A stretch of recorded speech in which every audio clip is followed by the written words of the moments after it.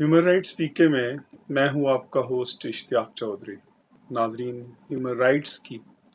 आज की नशिस्त में हम मुख्तसरन जायज़ा लेंगे जो हमारे निज़ाम तालीम में खराबियां हैं, आखिर इसकी क्या वजूहात है। हम जो कॉन्स्टिट्यूशन है हमारा वो कहता है कि प्राइमरी तालीम जो है वो लाजमी है और वो हर बच्चे को दी जाएगी 5 साल से लेकर 16 साल तक के बच्चे को। लेकिन इसके बावजूद हमारे यहाँ 44% जो बच्चे हैं वो स्कूलों से बाहर हैं, जो तादाद तकरीबन 2 करोड़ 30 लाख के करीब बनती है। इवन सानवी जो निज़ाम तालीम है उसमें भी हमारी जो परसेंटेज है वो तकरीबन 43% है, जबकि हमारा जो पड़ोसी मुल्क भारत है उसमें 70% है जो निज़ाम तालीम है सानवी, और जो बांग्लादेश है उसमें 90% है। सो मच सो कि इवन श्रीलंका में ये 98% है जो उनकी सानवी निज़ाम तालीम में परसेंटेज है। और फिर उससे आगे जाएं आप तो जो आला तालीमी निज़ाम है उसमें हमारी सिर्फ 9% रह जाती है। आखिर क्या वजह है कि इस सब के बावजूद हम अपने निज़ाम तालीम को बेहतर नहीं कर सके, कि हमारा कॉन्स्टिट्यूशन ये कहता है कि हम निज़ाम तालीम को हम प्रायोरिटी देंगे। हमने बीइंग सिग्नेटरी हमने यूनाइटेड नेशन से भी हमने अहद किया हुआ है कि हम 2030 तक जो है वो तमाम शहरियों को, हर एक बच्चे को तालीम देंगे, उनको मिलनी जानी चाहिए। एक तो बात ये की जाती है अमूमी तौर के ऊपर कि बजट ना होने के बराबर होता है। तो जिस मुल्क में 4% तालीमी बजट हो उसमें आप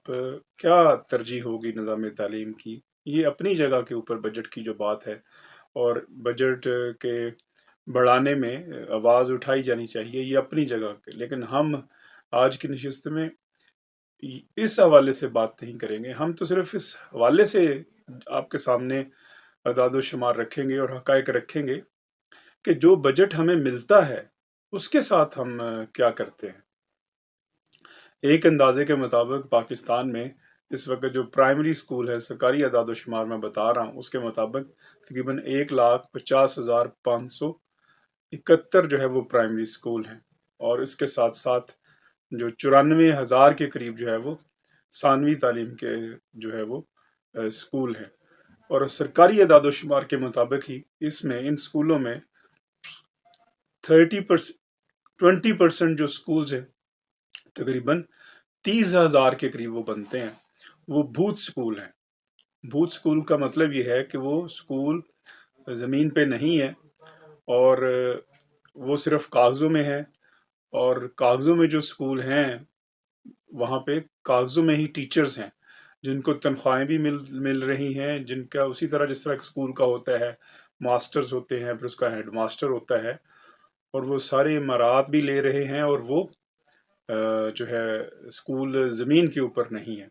और ये ज़्यादातर तादाद आपको जो साउथ पंजाब है, जो सिंध है, जो बलूचिस्तान है, वहाँ पे मिलेगी। तो सवाल ये पैदा होता है कि फिर वो कौन है जो तनख्वाह लेने वाले हैं इन स्कूलों से। तो वो मुल्क की जो दो बड़ी सियासी जमातें हैं, और जो वहाँ के जो मकामी सियासतदान हैं, वो उनके लोग हैं, जो उनके सियासी कारिंदे हैं, जो कि उनके लिए जलसों का एहतमाम करते हैं, जो उनके लिए कत्लो गारत घरी करते हैं, जो उनके बदमाश हैं, जो उनके पालतू गुंडे हैं, जो हर वो काम उनके लिए इलेक्शन जीतने के लिए करते हैं जो कि एक गुंडा करता है। और उनको अपनी जेब से तनख्वाहें देने की बजाय गूस्ट स्कूलों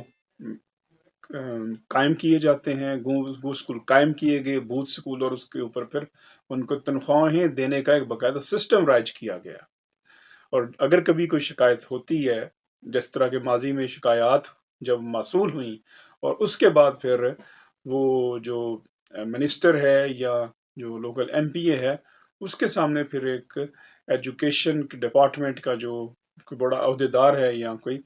सेक्रेटरी है इवन, तो उसकी तो कोई हैसियत नहीं है उस मिनिस्टर के आगे और उस वडेरे के आगे जिसने बूथ स्कूल के नाम के ऊपर जो है वो अपने जो सियासी करिंदे हैं वो भर्ती किए हुए हैं। تو ایک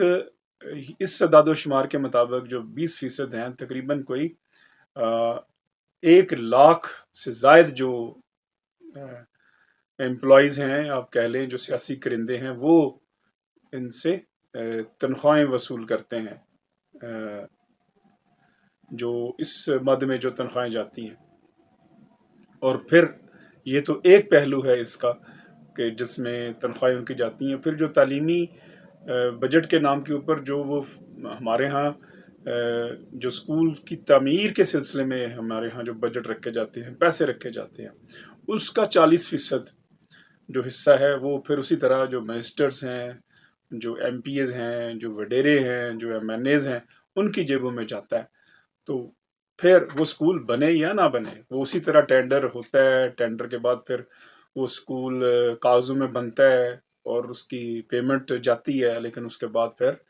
وہ اسی طرح اس میں اپائنٹمنٹ بھی ہو جاتی ہیں اور یہ سلسلہ چلتا رہتا ہے۔ تو جس ملک کے اندر اس طرح کی صورتحال ہو، وہاں پہ پھر آپ تبدیلی کی بات کریں یا وہاں پہ آپ یہ سمجھیں کہ لوگوں کو کوئی شعور ملے، تو وہ پھر کتنی تگ و دو والی بات ہے۔ اور وہاں پہ تعلیمی نظام کیا ہوگا؟ یہی ہوگا جو ہمارے سب کے سامنے ہے کہ دنیا کے جو ایک گلوبل یوتھ انڈیکس کی ایک رپورٹ ہے، جس میں دنیا کے 183 ممالک کے انہوں نے جو ہے وہ رپورٹ مرتب کی، اور اس میں جو پاکستان کا جو نمبر ہے تعلیمی اعتبار سے وہ 154 نمبر کے اوپر ہے۔